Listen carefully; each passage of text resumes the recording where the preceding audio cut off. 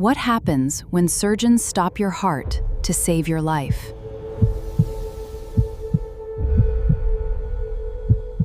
For some patients, medication isn't enough.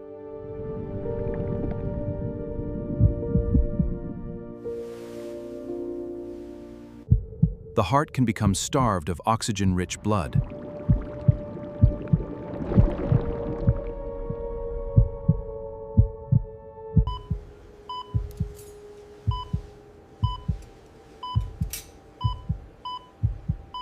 That's when open-heart surgery may be needed.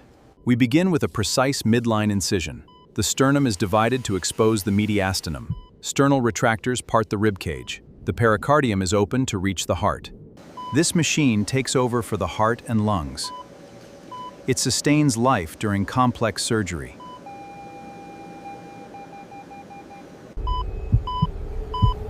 Allowing surgeons to operate with incredible precision.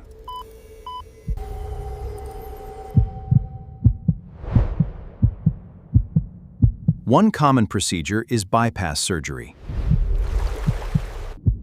When a primary artery becomes dangerously blocked, a new pathway is surgically created to reroute life-giving blood to the heart. Other surgeries repair or replace damaged heart valves.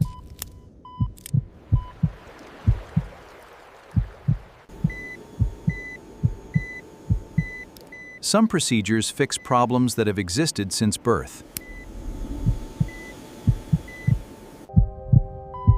In the most severe cases, a heart transplant may be required. Then comes the moment everyone waits for.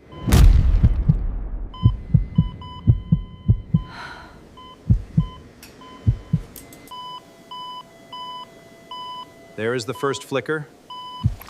Come on, beat for us. There we go, we have a regular sinus rhythm. Restoring circulation to every organ.